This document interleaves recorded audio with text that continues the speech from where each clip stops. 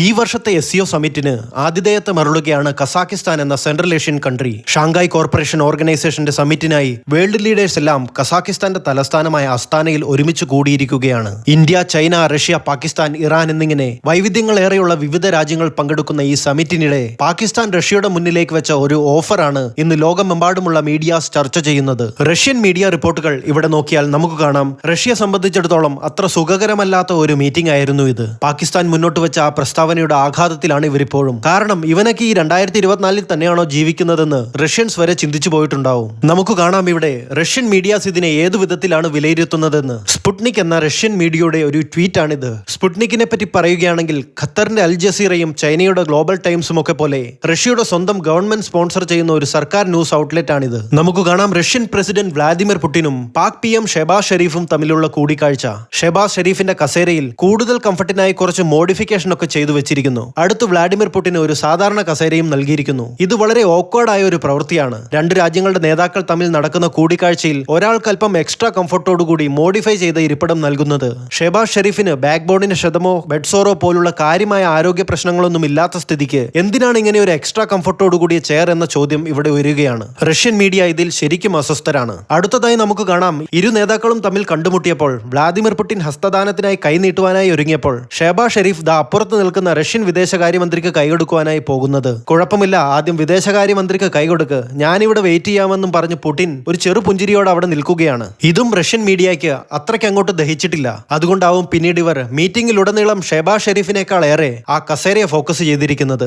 നിങ്ങൾക്കിത് കണ്ടിട്ട് ഒരു തമാശയായി തോന്നുകയാണെങ്കിൽ അങ്ങനെയല്ല. ഇതിനുശേഷം പാകിസ്ഥാൻ റഷ്യക്ക് മുമ്പിലേക്ക് വെച്ച ഒരു ഓഫറാണ് അതിലും വലിയ തമാശ. പാകിസ്ഥാൻ പ്രൈം മിനിസ്റ്ററും റഷ്യൻ പ്രസിഡന്റും തമ്മിൽ നടന്ന ചർച്ചയിൽ എനർജി സപ്ലൈസ് എന്ന വിഷയം ഇടയ്ക്കിടെ പൊന്തി വരുന്നുണ്ടായിരുന്നു. നമുക്കറിയാവുന്നതുപോലെ റഷ്യ അസംസ്കൃത എണ്ണയെ ഇതിനു മുമ്പും പാകിസ്ഥാനിലേക്ക് കയറ്റുമതി ചെയ്തിട്ടുണ്ട്. ഡിസ്കൗണ്ട് റേറ്റിൽ അന്ന് ലഭിച്ച റഷ്യൻ ഓയിൽ ഇന്ത്യ വഴിയാണ് പാകിസ്ഥാനിലേക്ക് എത്തിയിരുന്നതെങ്കിലും ആ ഡിസ്കൗണ്ടിനെ മുതലാക്കുവാനായി ഇന്ത്യ തങ്ങളുടെ ആജന്മ ശത്രുക്കളാണെന്ന കാര്യം പോലും മറന്ന് അന്ന് പാകിസ്ഥാൻ ഇതിനെ രണ്ട് കൈയും നീട്ടി സ്വീകരിക്കുകയായിരുന്നു. എന്നാൽ ഈ ചർച്ചയ്ക്കിടെ റഷ്യയിൽ നിന്നും നാച്ചുറൽ ഗ്യാസിനെ കൂടി പാകിസ്ഥാനിലേക്ക് എക്സ്പോർട്ട് ചെയ്യുന്നതിനെ പറ്റി സംസാരിക്കുമ്പോൾ റഷ്യക്ക് പാകിസ്ഥാൻ പേയ്മെന്റ് എങ്ങനെ ചെയ്യുമെന്ന ഇഷ്യൂ ഇവിടെ ഉയർന്നു വന്നു. റഷ്യയിൽ നിന്നും വാങ്ങുന്ന പെട്രോളിയം, നാച്ചുറൽ ഗ്യാസിനൊക്കെ പകരമായി പാകിസ്ഥാൻ എങ്ങനെ റഷ്യക്ക് പേയ്മെന്റ് നടത്തും എന്നത്. ഇന്നത്തെ കാലത്ത് റഷ്യക്ക് പേയ്മെന്റ് ചെയ്യുക എന്നത് ഒരു ട്രിക്കിയായ പ്രോസസ്സാണ്. യുക്രൈൻ റഷ്യ യുദ്ധത്തിന് ശേഷം ഇത് നന്നേ ദുഷ്കരം പിടിച്ചൊരു കാര്യമാണ്. USA ഫിനാൻഷ്യൽ സാങ്ഷൻസിന് ശേഷം റഷ്യക്ക് ഡോളർ കിട്ടിയിട്ട് ഒരു കാര്യവുമില്ല. നമ്മുടെ ഇന്ത്യക്കൊപ്പം പോലും റഷ്യ നടത്തിയ ഓയിൽ ട്രേഡിൽ ഇന്ത്യൻ റുപ്പിയിലായിരുന്നു നാം പകരമായി പേയ്മെന്റ് നടത്തിയിരുന്നത്. റഷ്യക്ക് ഇന്ത്യൻ റുപ്പി കൊണ്ടും കാര്യമായ ഉപയോഗമൊന്നുമില്ലാത്തതിനാൽ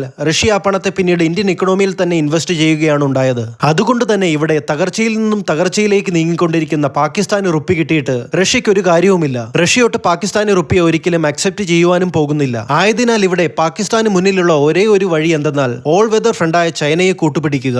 ആദ്യം പാകിസ്ഥാനി കറൻസിയെ യുവാനിലേക്ക് കൺവേർട്ട് ചെയ്യുക, ശേഷം പിന്നീട് റഷ്യക്ക് യുവാനിൽ പേയ്മെന്റ് നൽകുക എന്നത്. എന്നാൽ പാകിസ്ഥാന്റെ നിലവിലെ ഫോറിൻ എക്സ്ചേഞ്ച് റിസർവിന്റെ പരിതാപകരമായ അവസ്ഥ ഇവരെ അതിനും സമ്മതിക്കുന്നില്ല. അപ്പോൾ പാകിസ്ഥാൻ റഷ്യക്ക് മുന്നിലേക്ക് ഒരു ഓഫർ അങ്ങോട്ട് വെക്കുകയാണ്. നമുക്ക് ആധുനിക കാലത്തെ വിനിമയ മാർഗങ്ങളെയൊക്കെ മറന്ന് പിന്നോട്ട് പോയി ബാർട്ടർ സിസ്റ്റം വഴി കച്ചവടം നടത്തിയാലോ എന്ന്. സ്കൂളിൽ പഠിക്കുന്ന കാലത്ത് പണ്ട് നാം എല്ലാവരും കേട്ടിട്ടുള്ളതാണ് ബാർട്ടർ സിസ്റ്റത്തെ പറ്റി. കറൻസികൾ രൂപപ്പെടുന്നതിന് മുൻപേ ആളുകൾ വിനിമയം നടത്തിയിരുന്നത് ഈ ഒരു രീതിയിലായിരുന്നു. നെല്ലിന് പകരം കോഴി, ആടിന് പകരം പച്ചക്കറി, അങ്ങനെ പണത്തിന് പകരം ഒന്നിനെ കൊടുത്ത് മറ്റൊന്നിനെ വാങ്ങുന്ന ഈ രീതിയിൽ നമുക്ക് ഓയിൽ ട്രേഡ് നടത്തിയാലോ എന്നാണ് പാകിസ്ഥാൻ റഷ്യയോട് ആരായുന്നത്. റഷ്യയുടെ കയ്യിൽ നിന്നും പാകിസ്ഥാൻ എണ്ണ വാങ്ങിക്കുന്നു. എന്നാൽ അതിന് പകരമായി പാകിസ്ഥാൻ എന്താണ് കൊടുക്കുവാൻ പോകുന്നത്? കഴുതപ്പാൽ. ഒരിക്കലുമില്ല. രാജ്യത്തിന്റെ സമ്പദ് വ്യവസ്ഥയെ തന്നെ പിടിച്ചു നിർത്തുന്ന കഴുതപ്പാലിൽ തൊട്ടുള്ള ഒരു കളിക്കും പാകിസ്ഥാനില്ല.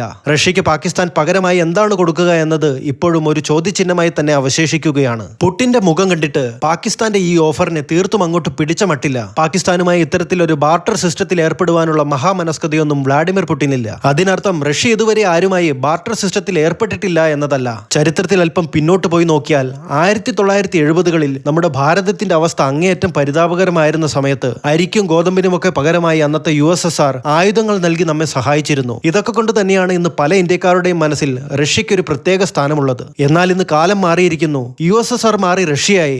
ഇന്ന് ഈ നൂറ്റാണ്ടിൽ റഷ്യൻ ഫെഡറേഷൻ എന്ന രാജ്യം പാകിസ്ഥാനെ പോലെ ഒരു ഇക്കണോമിക് ഡിസാസ്റ്ററിലേക്ക് നീങ്ങിക്കൊണ്ടിരിക്കുന്ന രാജ്യവുമായി ഇത്തരത്തിലൊരു ഇടപാട് നടത്തുവാൻ യാതൊരു സാധ്യതയുമില്ല. പാകിസ്ഥാന്റെ നിലവിലത്തെ അവസ്ഥ നോക്കിയാൽ ഒരു കാലത്ത് ഡോളറിന്റെ കമ്പാരിസണിൽ 80-85 നിന്നിരുന്ന പാകിസ്ഥാനി റുപ്പി ഇന്ന് 278. ലോകമെമ്പാടുമുള്ള സാമ്പത്തിക വിദഗ്ധന്മാർ ഒന്നടങ്കം സമ്മതിക്കുന്ന ഒരു കാര്യമാണിത്. പാകിസ്ഥാനി റുപ്പി അത് ഇന്നല്ലെങ്കിൽ നാളെ ഡോളറിന്റെ കമ്പാരിസണിൽ 400 കടക്കുമെന്നത്. അതുകൊണ്ട് തന്നെ ഈ തകർച്ചയിലേക്ക് നീങ്ങുന്ന പാകിസ്ഥാന് റുപ്പി വെച്ചിട്ടുള്ള ഒരു ഇടപാടിനും റഷ്യ എന്നല്ല ഒരു രാജ്യങ്ങളും തയ്യാറാവില്ല. അതുമാത്രമല്ല, നിങ്ങൾ ഇവിടെ ഒന്ന് ശ്രദ്ധിക്കുക.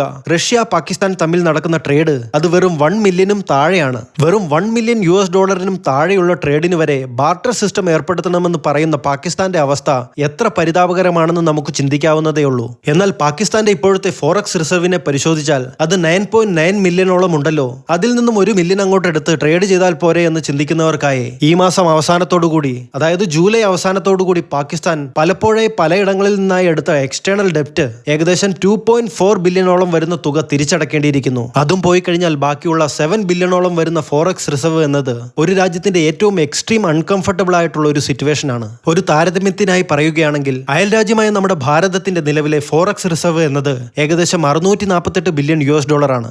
പാകിസ്ഥാന്റെ തകർച്ച അത് ഇന്നല്ലെങ്കിൽ നാളെ നിശ്ചയമാണ്. എന്നാൽ പൊളിറ്റിക്കലി ആൻഡ് ഇക്കണോമിക്കലി കൊളാപ്സ് ആയ പാകിസ്ഥാൻ ഇന്ത്യക്ക് ഇന്നത്തേതിലും ഇരട്ടി തലവേദനയാകും സൃഷ്ടിക്കുക എന്നത് യാഥാർത്ഥ്യം. ഇത്തരത്തിലുള്ള geo political and international informative വീഡിയോസിനായി ചാനൽ സബ്സ്ക്രൈബ് ചെയ്യുക. ഇനിയും കാണുന്നതുവരേക്കും ഏവർക്കും ജയ് ഹിന്ദ്.